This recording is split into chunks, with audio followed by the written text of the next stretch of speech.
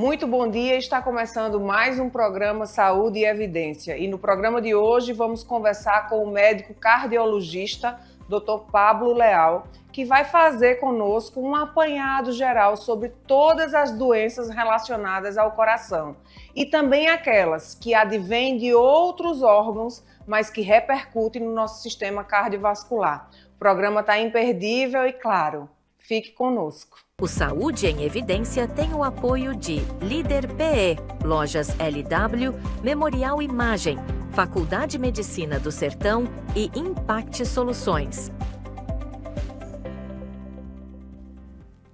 Muito bom dia, estamos começando mais um programa Saúde em Evidência e que coisa boa saber que você mais uma vez abriu as portas da sua casa para nos receber.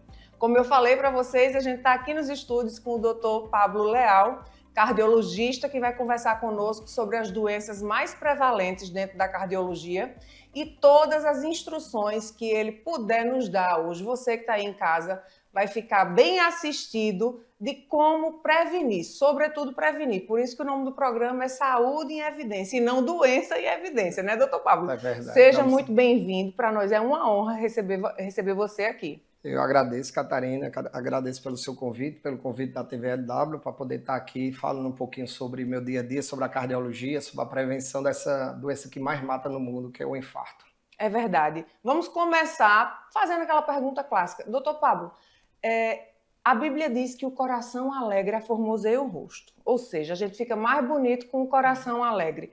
É verdade, dentro da cardiologia isso faz sentido, quando a gente está bem, a gente vive melhor? Com certeza. Primeiro, um dos fatores de risco, o estresse, a ansiedade, não é um principal fator, nem um fator de risco direto em relação às doenças cardiovasculares, mas a carga de estresse eleva a hipertensão, eleva a glicose, e isso pode levar até bem ao aumento do risco cardíaco.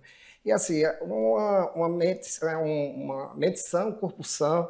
Então, o coração, muitos sintomas cardíacos estão muito relacionados também à ansiedade. E eu costumo dizer que tudo que a gente sente é nosso cérebro, né? Muitas vezes os pacientes chegam lá no consultório se queixando de dores no peito, falta de ar. E muitas vezes a gente vai avaliar e, na maioria das vezes, é sintomas de ansiedade. Então, é importante também um bem-estar mental para também ter uma boa saúde cardiovascular. É importante a gente frisar, né? Corpo e mente são um só sistema e ambos se influenciam. Então, quando a minha mente está boa, o meu corpo e o meu coração também ficam bem. Com certeza. Doutor Pablo, a gente sabe que... Você começou falando de um dado importante.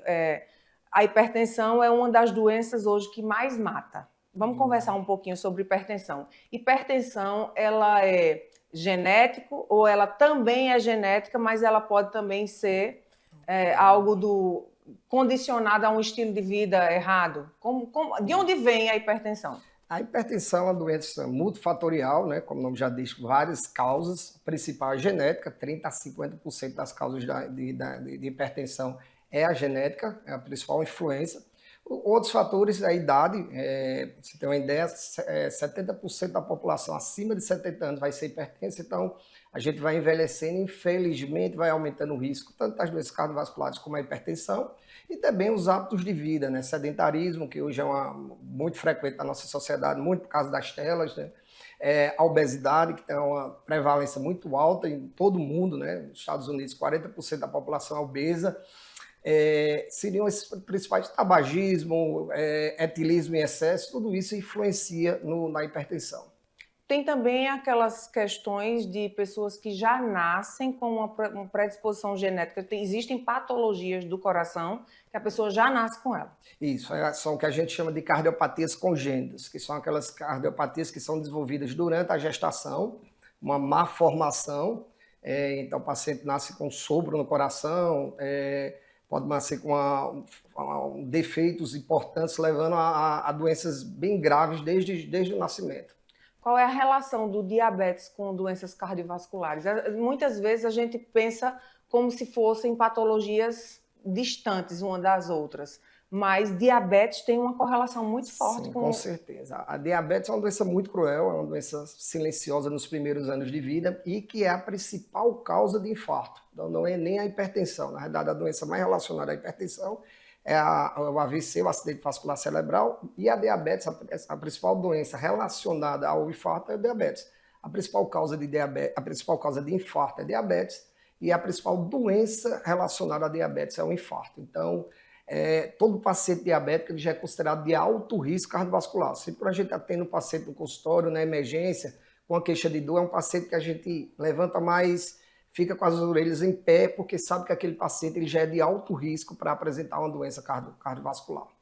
Hoje, na sua prática clínica, se a gente pudesse falar percentualmente, quais são as 3 doenças do coração, 3 patologias associadas ao sistema cardiovascular que são mais frequentes e prevalentes no consultório? Seria insuficiência cardíaca, que é quando há uma falência no funcionamento do coração. O coração bombeia com, vamos dizer, não mais devagar, com menos força. Há uma perda da função de bombeamento do coração.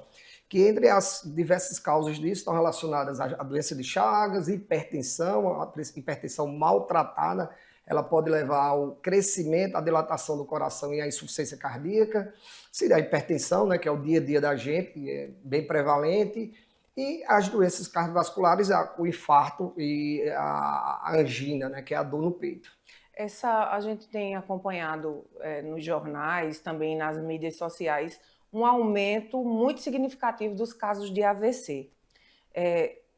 Gostaria que você falasse um pouquinho sobre isso. O que é que tem? Quais são os fatores que têm elevado esses números de forma tão alarmante? O principal fator de risco, como tinha comentado anteriormente, do AVC é a hipertensão. Infelizmente, moramos num país pobre, né, um país onde a população não tem muito acesso à saúde, e a hipertensão é uma doença de fácil controle, que deve ser tratado não pelo cardiologista, mas na unidade básica de saúde, né, no PSF, pelo clínico, mas infelizmente pela falta de acesso à rede pública de saúde. Você tem uma ideia, 50% da população que é hipertensa, do brasileiro que é hipertenso, não sabe que é hipertenso, e a outra metade que sabe, apenas metade controla de forma adequada. Então, isso leva a um aumento do risco. Inclusive, no Brasil, a doença que mais mata não é nem o infarto. A doença que mais mata no mundo é o infarto, mas no Brasil é o AVC, justamente causado pela falta de controle adequado da hipertensão. Se a gente tivesse uma faixa etária, se a gente pudesse colocar esses pacientes dentro de uma faixa etária, que faixa etária seria essa? O AVC, quando a gente diz doença cardiovascular, seria o infarto, né? E o AVC. O AVC nada mais é do que o infarto do cérebro. Ela está é mais prevalente nas pessoas idosas. Infelizmente, quanto maior o envelhecimento, maior o risco de infarto e AVC. Isso vai estar muito relacionado à genética, à hipertensão, ao estilo de vida que a pessoa teve durante toda a vida. Mas nos homens aumenta o risco a partir dos 55 anos, e na mulher de que ela tem uma grande vantagem em relação aos homens, que elas tendem a ter AVC e infarto mais tardiamente. O aumento do risco após os 65 anos. Não quer dizer que não possa ter com menos dessa idade, mas há um risco considerável a partir dos 55 para os homens e a partir dos 65 anos para as mulheres. Certo. Então, dentro dessa faixa etária e também fora da faixa etária, para você que está aí em casa entender e até começar um processo de prevenção, que é o que verdadeiramente importa, né? Não é só chegar no médico quando a doença já está estabelecida, e sim a prevenção. Se você pudesse elencar os 5 pontos mais importantes da prevenção para todas essas doenças que você tem falado, quais seriam esses? Você falou em atividade física, estilo de vida saudável. Perfeito. Isso seria evitar o sedentarismo, né, que era a prática de exercício físico regularmente, evitar o tabagismo, um dos principais fatores de risco, evitar a obesidade, né? A obesidade ela é uma doença hoje que a gente sabe, uma doença crônica que leva a outras doenças. Eu não digo evitar a hipertensão porque é uma doença que na maioria das vezes ela não é evitável, mas ela pode ser controlada ou com bons hábitos de vida pode se retardar o surgimento dela. E o excesso de consumo de bebida alcoólica também, seriam esses fatores. Eu costumo dizer que a melhor forma da gente prevenir ter um infarto e um AVC é controlar os fatores de risco que levam a isso. A gente tem 2 fatores que a gente não tem como modificar. São os fatores de risco que não são modificáveis, que é a idade, infelizmente, mas eu sempre digo que envelhecer é bom, né? Porque quem não envelhece é porque não teve a chance de envelhecer. Falo muito do envelhecimento, mas a gente ter um envelhecimento saudável é importante. E a genética. Infelizmente, a gente hoje ainda não conseguimos mudar a genética. Mas os outros fatores de risco, todos eles são modificáveis, né? Não fumar, evitar o sedentarismo, um bom controle da hipertensão, um bom controle da glicose, um bom controle do peso, um bom estilo de vida também. Geralmente o paciente que chega no consultório já é um paciente que já tem algum sintoma. É muito difícil chegar alguém por prevenção? Não, temos também bastantes pacientes que procuram hoje, a população está mais consciente da necessidade da prevenção. A gente hoje tem as redes sociais, isso ajuda, facilita bastante até o entendimento do paciente da importância da prevenção das doenças cardiovasculares. Então, a gente tem um considerável quantitativo de pacientes que procuram também o consultório para fazer uma avaliação, uma prevenção, uma orientação, porque muitas vezes uma consulta não é só tratar, uma consulta é orientar. Orientar, a gente vai avaliar se o paciente possui alguma patologia e principalmente a orientação. Isso é muito importante também. Perfeito. Doutor Pablo, todo paciente diabético, ele deve necessariamente ser acompanhado também pelo cardiologista? Sim, com certeza, porque como eu falei, a principal doença, a diabetes, ela leva a várias doenças, né? A retinopatia diabética, que é o acometimento da visão, leva a vasculopatia, que é o acometimento dos vasos periféricos, leva ao AVC, leva ao infarto, e a principal doença relacionada ao diabetes é um infarto. A principal causa de infarto é diabetes, a principal doença relacionada à diabetes é o infarto. Então, todo paciente, principalmente depois dos 40 anos, todo paciente, independente se ele é diabético ou não, toda pessoa após os 40 anos, que é quando começa realmente o envelhecimento da gente, deve sempre estar fazendo consultas anuais com o cardiologista, e o diabético mais ainda. O diabético é aquele paciente, como eu falei, ele é um paciente muito delicado, é um paciente que a gente tem que acompanhar mais de perto, tem metas mais rígidas de controle de pressão, metas mais rígidas de controle de colesterol, porque ele já é considerado um paciente de alto risco cardiovascular. Ainda se tem, é verdade ou é mito, ainda se tem uma grande parcela de pacientes diabéticos que ainda negligenciam a figura do cardiologista? Sim, com certeza. Negligenciam a própria doença, né? Em média, quando o paciente é diagnosticado com diabetes, ele já é diabético há 5 anos. Então, ele já, o próprio negligencia a própria doença, né? Negligencia o tratamento da diabetes, né? Por ser uma doença silenciosa dos primeiros anos de vida. A maioria da população costuma dizer aquilo que nos incomoda, se a gente está com uma dor de dente, a gente vai lá e toma um remédio para dor, se a gente está com uma dor de cabeça, mas a diabetes, a hipertensão, são doenças que no início, no começo dos primeiros anos, tanto que a maioria da população só vai descobrir após alguns anos, ela não leva nenhum sintoma. Então, negligencia a própria diabetes e também a questão cardiovascular. Na maioria das vezes, o paciente só vai se importar quando apresenta o primeiro episódio de infarto, né? É quando ele vai, agora eu preciso procurar o cardiologista. Sobre esse e outros assuntos, a gente vai continuar falando daqui a pouquinho, depois de um breve intervalo. Aqui na Impact, nós entendemos que cada negócio é único.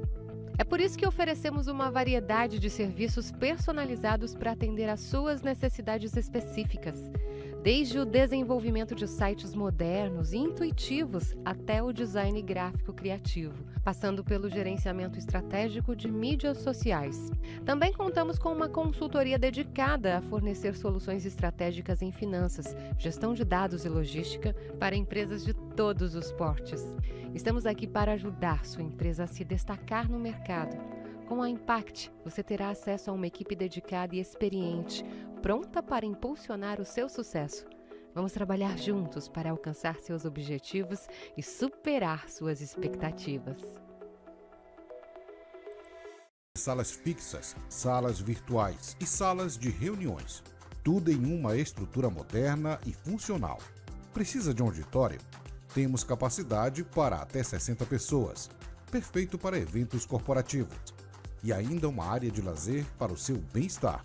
Nas eleições de 2024, conte com nossa assessoria completa, prestação de contas, cadastro de candidatos e muito mais. Líder PE.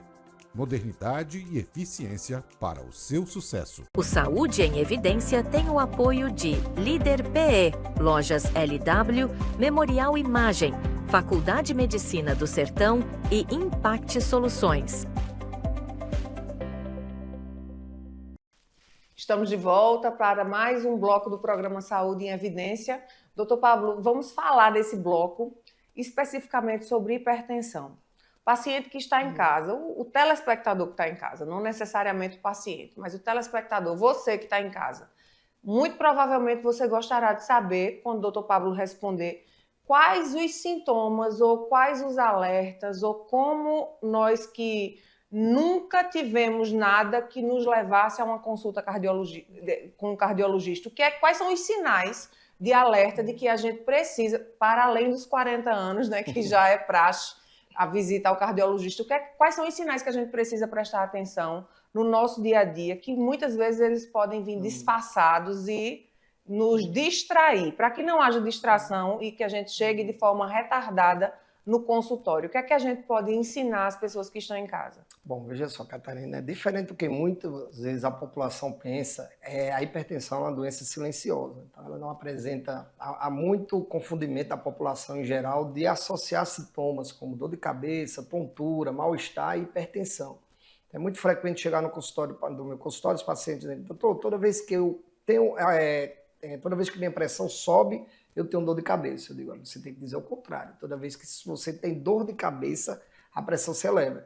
Então, eu costumo dizer que o brasileiro ele tem duas crenças em relação à hipertensão. Se ele não está sentindo nada, ele acredita que a pressão dele está normal. Se ele está sentindo alguma coisa, uma dor de cabeça, por exemplo, ele associa aquilo à hipertensão e vai medir. Então, assim, a gente recomenda, quem não é hipertenso, quem não tem o diagnóstico de hipertensão, pelo menos 3 a 4 vezes ao ano aferir a pressão. Por incrível que pareça, o pior local para se aferir uma pressão se chama consultório médico. Cerca de 30% das pessoas que vão ao consultório, que não são hipertensas, a pressão está elevada. Então, aquele paciente que chega ali a fazer uma consulta de rotina, que não tem queixa nenhuma, a gente vai, afere a pressão e 30% de quem não é hipertenso pode estar elevada. Então, é interessante sempre ter um tensiômetro em casa. É muito comum as pessoas acharem que aquele tensiômetro digital de braço ele não tem validade. Pelo contrário, hoje a Sociedade Brasileira de Cardiologia recomenda a utilização do tensiômetro de braço digital, não aqueles tensiômetros manuais. As pessoas acham, doutor, não compro porque não... Diferente daqueles de pulso. Os de pulso eles não são confiáveis, não são recomendáveis, mas os de braço digital. Então é importante o paciente ter em casa, a população, mas de fazer o uso dele de forma correta. Então, tem todo um protocolo para a gente aferir a pressão. Toda vez que a pessoa desejar aferir, saber se a pressão está normal ou não, ele não pode ter tomado café 30 minutos antes, não pode ter se alimentado 30 minutos antes, não pode ter praticado atividade física 30 minutos antes, não pode ter fumado, porque tudo isso eleva a pressão. Ele tem que sentar, pés encostados no chão, costas encostadas na cadeira, 5 a 10 minutos bem relaxado, ir ao banheiro antes de urinar e aferir a pressão. Hoje o nível normal da pressão é abaixo de 140 por 90, mas a gente considera como uma pressão ótima abaixo de 120, né? Quando a gente diz 12 por 8, a gente quer dizer 120 por 80, abaixo de 120 por 80. Então, idealmente, o paciente, ao aferir a pressão, que ela esteja ali abaixo desse valor. Deu alta, sempre recomendo ao paciente, deu 14, 15, afere alguns dias seguidos, está dando alta, procurar o especialista para que possa fazer o acompanhamento e ser diagnosticado se é hipertenso ou não. A alimentação. O que é que na alimentação a gente sabe que um dos grandes vilões é o sal.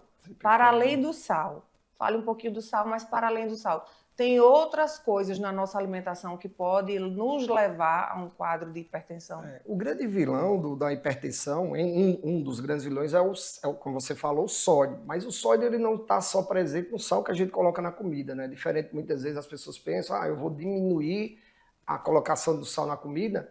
Ela está em todos os vários tipos de produto. Todo produto industrializado, os enlatados, os embutidos, eles têm sódio. Então, você tem uma ideia, a gente recomenda a ingesta de 5 gramas de sódio por dia. O brasileiro ingere 12 gramas de sódio por dia. Porque o brasileiro ele come, a população em geral no mundo todo hoje, come muito enlatado, muito embutido. Então, assim, eu costumo dizer que tudo que é natural não vai ter sal, né? O que é natural? Fruta, verdura, leguminosas, o feijão, o arroz, o ovo, a proteína, tudo que vem da natureza. Tudo que não vem da natureza, tudo que é industrializado. Você tem uma ideia, o pão. O tão inocente pão, ele chega a ter 1 grama de sódio, 1 a 2 gramas de sódio em cada pão francês. Foi feito um estudo, esse levantamento. Então, as pessoas ali normalmente comem 2, 3 pães, não imaginam que estão comendo já uma dose excessiva de sódio. Então, tudo, por exemplo, o pão ele não é um produto industrializado. Então, tudo que é industrializado contém sódio. Então, a gente tem que ter muito cuidado em relação a isso também. Tem alguma medicação que seja para outra patologia, que para um paciente que não sabe que é hipertenso e já tem um quadro de hipertensão, pode dar aí um cruzamento de dados, vou chamar assim, mas você entendeu? Existem diversas medicações que elevam a pressão, né? Existem algumas doenças também, 95% da hipertensão ela é primária, ela não tem uma causa. 5% está relacionada a alguma patologia, por exemplo, uma doença da tireoide, uma doença renal, uma insuficiência renal e também ao uso de algumas medicações. O anticoncepcional, ele é uma das causas de hipertensão em mulheres jovens, o uso excessivo de anti-inflamatório, então os anti-inflamatórios eles todos elevam a pressão e naquele hipertenso ele corta o efeito do antihipertensivo, os corticoides. Então, teve diversas medicações que podem levar a um quadro de hipertensão. Então, às vezes, no consultório, a gente também tenta identificar isso, suspender a medicação e avaliar após a suspensão para ver se aquele paciente ele não está só com níveis elevados por causa de uso de alguma medicação. Prática de atividade física não é mais uma questão de querer ou não querer, agora já ficou obrigatório, né? Com certeza. A atividade física é a melhor forma de evitar. Hoje, a gente evoluiu muito na cardiologia.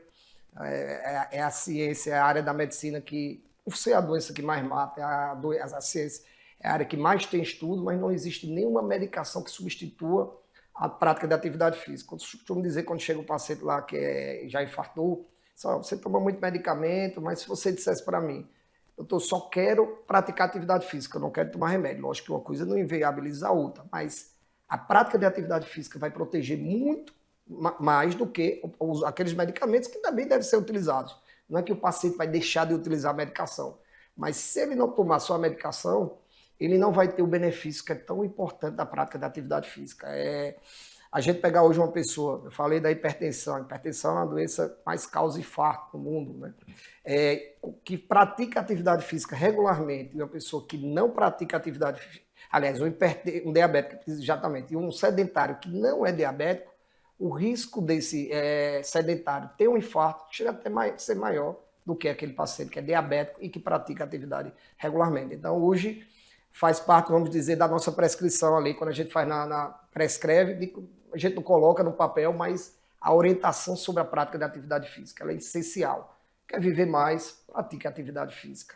Então, mais uma vez, um outro profissional, mais um profissional aqui, é recorrente, todo profissional que vem aqui no Saúde e Evidência fala sobre a importância da prática de atividade física. Então, não dá mais para procrastinar. Aproveitar que o ano acabou de começar, você está aí finalizando o segundo mês do ano, aproveite para colocar em prática o que o Dr. Pablo está falando. A atividade física, ela não só diminui as doenças cardiovasculares, como diminui também, melhora a questão da insônia, melhora as doenças mentais, né? Diminui a questão do estresse, da ansiedade. É um excelente tratamento para depressão, diminui a incidência de vários tipos de câncer, tem vários cânceres que estão relacionados ao sedentarismo. E hoje o que a gente tem uma ideia em relação ao melhor preditor de longevidade, o que a gente diz preditor na medicina, é um marcador de risco, é nossa capacidade funcional. O que é capacidade funcional? Nada é do que nosso condicionamento. Então, quanto melhor nosso condicionamento, menor o risco de ter um infarto, menor o risco de ter um AVC e maior a expectativa de vida. Então, hoje a gente chama de VO2 máximo, que é o pico máximo de consumo de oxigênio, que está relacionado à nossa capacidade funcional. Ele é o melhor protetor para as doenças cardiovasculares e para a vida, para a longevidade. Então, costumo dizer, caminhe para viver mais. Doutor Pablo, parece paradoxo, mas pelo que você está falando, não é. O paciente que já teve um episódio de infarto, já infartou, ele é um paciente que ele não só pode, mas ele deve praticar atividade física. Com certeza, exatamente então, isso. Então quebra aí um monte de paradigma, né? Com certeza, eu digo exatamente essa palavra. Você diz, doutor, posso fazer atividade física? Não só pode, como deve, como precisa fazer. Faz parte do tratamento das doenças cardiovasculares a prática de atividade física regularmente. Lógico que aquele paciente que infartou, ele vai ter uma orientação, ele tem que iniciar de forma lenta a atividade física, tem que ser feita toda uma avaliação se ele tem algum risco de apresentar algum risco de morte durante a prática de atividade física. Em geral, na maioria das patologias cardiológicas, dificilmente a gente vai contraindicar a atividade física. É muito difícil. São poucas doenças, às vezes quando está num grau muito avançado, que a gente contraindica a atividade física. Nós vamos para um breve intervalo e daqui a pouquinho a gente volta com mais informações para você. O Memorial Imagem está dentro do Hospital Memorial Arco Verde, o que lhe proporciona a segurança de um ambiente hospitalar, além de contar com vários serviços num só lugar: tomografia computadorizada, mamografia, ultrassonografia e raio-x. Os equipamentos possuem uma alta resolução e agora também com um novo tomógrafo de última geração e potência elevada. Tudo isso funciona 24 horas por dia, alinhado a uma equipe especializada, que oferece agilidade e confiança na execução dos resultados. O atendimento humanizado é um dos princípios norteadores para transmitir todo o respeito a quem mais importa: você, paciente. Memorial Imagem, qualidade que faz diferença na sua saúde. Conheça as lojas LW, a história de sucesso de Arco Verde que começou há 38 anos. Desde o primeiro móvel vendido, a visão era clara: oferecer qualidade e inovação para todos os lares. Hoje somos líderes em móveis e eletros, com design e tecnologia que transformam casas em lares. Na moda, vestimos suas emoções com estilo e no esporte, equipamos suas aventuras com paixão. E na LW Sapatos, garantimos durabilidade e elegância em cada passo. Lojas LW, tudo para você. O Saúde em Evidência tem o apoio de Líder PE, Lojas LW, Memorial Imagem, Faculdade de Medicina do Sertão e Impact Soluções.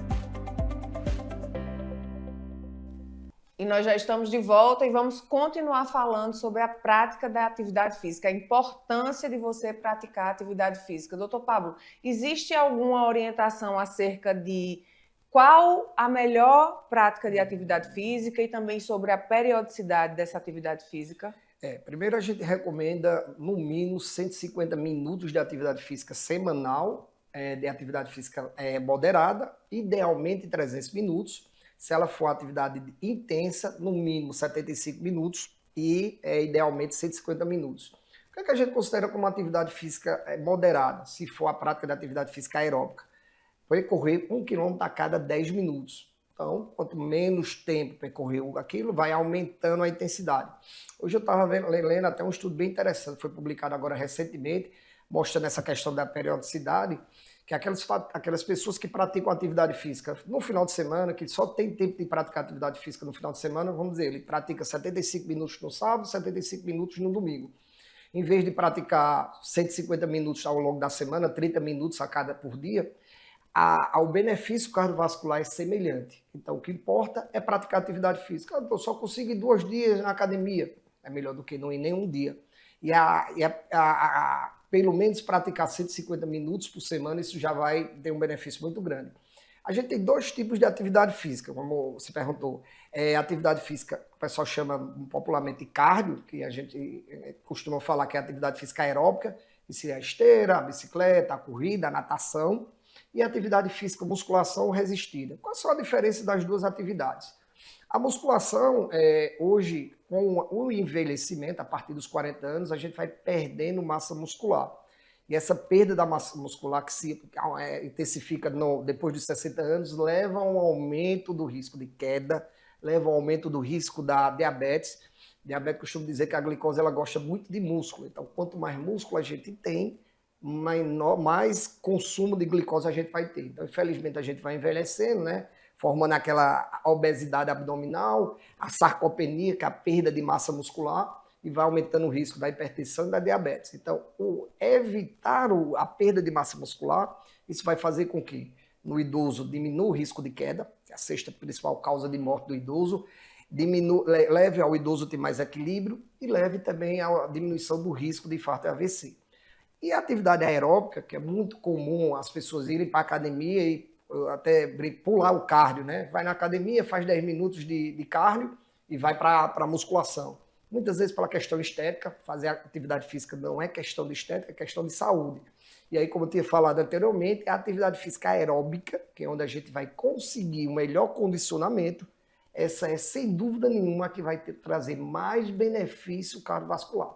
Então, tem que se dividir, tem que se ter um equilíbrio entre as duas atividades. Tendo muita gente no consultório que só gosta de correr, aquele paciente que gosta só de correr, ele vai ter perda de massa muscular, porque a atividade aeróbica leva a gente a perder massa muscular, vai ter lesões articulares, então ele precisa ir para a academia para reforçar as articulações, para não ter artrose precoce. Em compensação, tem aquele paciente que chega na academia, não, eu vou todos os dias para a academia, mais de 1 hora, e aí a gente vai fazer um teste ergométrico, que aquele paciente apresenta uma baixa capacidade funcional. Então, assim, ele está praticando a atividade física errada, ele está fazendo excessivamente de uma e pouco de outra. Então, tem que ter o equilíbrio das duas atividades. Tudo com um acompanhamento de um profissional, exatamente, né? Então, também certeza. não dá para ir para a academia e fazer só. Não, tem que ter com um educador físico, com orientação, porque é muito importante também, porque para não ter lesões, para ter essa orientação da parte de quanto fazer de aeróbico, quanto fazer de musculação, tudo isso é muito importante. O senhor estava falando aí, eu fiquei lembrando agora de um assunto que muito provavelmente você que está em casa vai gostar de saber. Tem pacientes, e a gente conhece várias pessoas, né, que já tiveram um episódio, já infartaram. E tem aquele que eu não sei se é correto chamar dessa forma, mas nós chamamos assim. Fulano morreu de um infarto fulminante. A minha pergunta é, antes desse infarto fulminante, essa pessoa já teve outros infartos, chamar de pequenos infartos, porque esse é o grande infarto que levou à morte, ou não? Não tem nada a ver uma coisa com a outra. Essa pessoa que infartou fulminantemente, ela pode nunca ter tido infarto? Pode. O infarto ele é uma obstrução da artéria por uma placa de gordura. Aquela obstrução ela pode ser lentamente ao longo dos anos, né, pelo estilo de vida, pela falta de controle da hipertensão, e levar a um quadro, por exemplo, de angina. Então, aquele paciente ele vai, muitas vezes, quando ele chega no hospital infartando, ele já diz, não, eu já venho há 6 meses apresentando dor quando eu pratico o esforço. Porque ele não procura o médico. E aí ele infarta, aquele infarto que não, o que seria o infarto fulminante, popularmente, que as pessoas falam, aquele infarto onde a pessoa morre ao apresentar o infarto. 50% das pessoas que infartam vão morrer na primeira hora. Aquele que chega no hospital é aquele que, vamos dizer assim, não estava nessa estatística.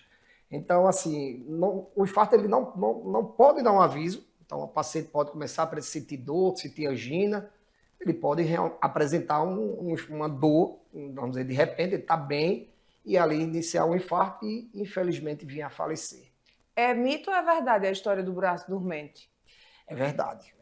Quais são os principais sintomas do infarto? Eu sempre costumo dizer aos pacientes quando vão lá no consultório com a queixa de dor, como se apresenta tipicamente o infarto. Se apresenta com uma dor em queimação na região do tórax esquerdo, principalmente, pode ser dessa região que a gente chama de região retroesternal, região do estômago também, então queimação, dor no estômago, menos comumente no lado direito, que pode levar a radiação para os membros superiores, para o braço esquerdo, ou para o braço direito, ou para os dois, levar a radiação para o queixo, para o pescoço. Então, às vezes o paciente chega no hospital com a queixa de dor, de queimação na mandíbula. Isso é um sinal muito importante, na maioria das vezes o paciente está infartando.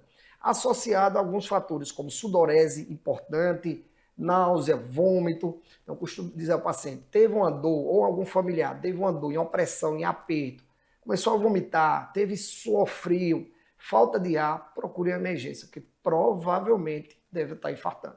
Doutor Pablo, o que é que a gente tem, o que é que a medicina hoje aqui, localmente, né, regionalmente, o que é que você tem na sua prática clínica de recursos tecnológicos, de equipamentos, o que é que você dispõe de tanto para prevenção como para acompanhamento de um paciente com alguma questão importante no coração? Porque a gente conhece muito o eletro. A cardiologia ela tem vários exames complementares, né? O eletro é o exame básico de toda consulta, né? Quando o paciente vai fazer uma consulta cardiologista, tem que sempre ter um eletro.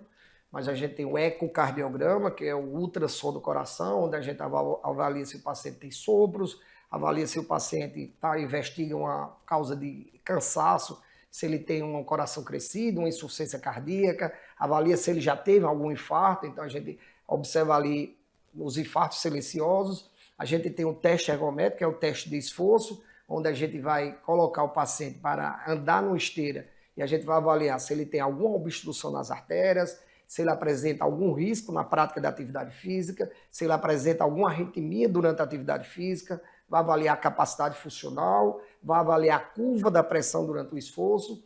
A gente dispõe do mapa, que é um aparelhozinho onde é a melhor forma de a gente diagnosticar hipertensão. Como eu lhe falei, hipertensão é uma doença silenciosa. Idealmente, todo mundo deveria, para ter o diagnóstico correto de hipertensão, realizar um mapa, a MAPA, que é a monitorização da pressão arterial. Ele leva um aparelho, vai para casa com o aparelho, medindo a pressão dele de 15 em 15 minutos durante 24 horas. No outro dia a gente liga esse aparelho no computador e ele me dá uma média. Hoje na Europa, a diretriz lá recomenda que todo mundo deve ser diagnosticado com uma MAPA. Infelizmente, pela falta de acesso do SUS, né? A maioria da população hoje só pode ter acesso ao SUS para controle das doenças, inviabilizaria isso de a gente ter todo paciente fazer o mapa. Mas a gente tem outras formas de improvisar, todo mundo hoje tem um tensômetro em casa, então a gente pode orientar o paciente a ficar aferindo a pressão durante alguns dias, com todas aquelas orientações que eu falei, isso comumente os médicos do posto de saúde têm feito. E a gente também pode realizar também o Holter, que é um eletro de 24 horas naqueles pacientes com queixas de palpitações para investigações de arritmia. A polissonografia, que é um exame que avalia se o paciente apresenta apneia do sono. A apneia do sono é quando o paciente está dormindo, ele tem várias paradas na respiração, ele não percebe isso. Isso faz microdespertares, fazendo com que a pressão se eleve durante o sono. Isso é causa de infarto, é causa de hipertensão mal controlada. A gente pega um paciente que não está conseguindo controlar a pressão, vamos investigar a apneia. O paciente tem um diagnóstico, trata a apneia, a pressão dele controla. Então tem diversos recursos para fazer o acompanhamento do paciente. Fora os exames clínicos, né? Laboratoriais. Sim, exames laboratoriais que também são essenciais também para o acompanhamento. Doutor Pablo, quais são as patologias do coração com maior prevalência de precisar ir para uma cirurgia? Tanto eletiva como de urgência. A principal é a cirurgia que a gente chama de revascularização miocárdica, que é a famosa ponte de Safena, onde é retirada uma veia na perna e substituído, literalmente feito uma ponte, que é o paciente que tem uma doença coronariana, que é a obstrução da artéria, ele liga uma artéria, um lado da artéria à outra, fazendo com que o sangue volte a fluir corretamente. A cirurgia também serve para a troca das válvulas cardíacas. As válvulas são estruturas que abrem e fecham e regulam a passagem de sangue de dentro do coração. E várias patologias como a febre reumática, o envelhecimento podem levar à insuficiência dessas válvulas, levando à troca delas. Então hoje seriam as duas principais. As cardiopatias congênitas, né, que são aqueles pacientes que nascem já com a doença. Mas, Catarina, felizmente hoje, como eu falei, a cardiologia é a área da medicina mais estudada, que mais se investe. E hoje, cada vez mais, a gente tenta optar pelo tratamento clínico, que é o tratamento medicamentoso. Hoje a gente tem medicações que revolucionaram a cardiologia e que tratam tão bem. Então, hoje a gente compara um paciente que tem uma doença arterial coronariana, tratamento cirúrgico, que é abrir o peito, colocação de stent, que é aquela molazinha, ou tratamento medicamentoso, dependendo se o paciente for um paciente crônico, não agudo. Aquele paciente que chega infartando no hospital, esse realmente ele tem que ou fazer um cateterismo, ou colocar um stent, que é uma mola que abre a artéria, ou fazer uma cirurgia. Mas aquele paciente crônico, doença crônica, ele tem tanto benefício como tratamento cirúrgico, quanto tratamento clínico. Então, hoje, cada vez mais, a gente tem operado menos, feito menos cirurgias de ponte de Safena, troca de válvula não, porque, assim, as trocas de válvula hoje, também com a evolução da medicina, tem procedimentos menos invasivos, que hoje não precisa mais abrir o peito, o paciente, o médico, ele faz a troca da válvula através do cateterismo, pega uma artéria aqui na veia, vai até o coração e troca a válvula sem precisar abrir o peito do paciente. Então, Graças a Deus, felizmente, a medicina e principalmente a cardiologia tem evoluído cada vez mais. Muito bom. A gente vai chamar um breve intervalo e daqui a pouquinho a gente está de volta. Bem-vindo à Líder PE em Arco Verde, o seu espaço de negócios completo. Aqui você encontra locação de salas fixas, salas virtuais e salas de reuniões.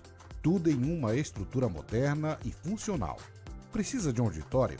Temos capacidade para até 60 pessoas. Perfeito para eventos corporativos. E ainda uma área de lazer para o seu bem-estar.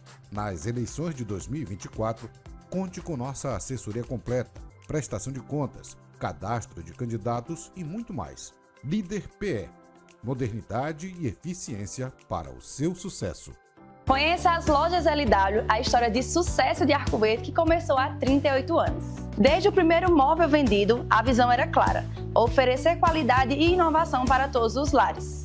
Hoje somos líderes em móveis e eletros, com design e tecnologia que transformam casas em lares. Na moda, vestimos suas emoções com estilo e no esporte, equipamos suas aventuras com paixão. E na LW Sapatos, garantimos durabilidade e elegância em cada passo. Lojas LW, tudo para você. O Saúde em Evidência tem o apoio de Líder PE, Lojas LW, Memorial Imagem, Faculdade de Medicina do Sertão e Impact Soluções.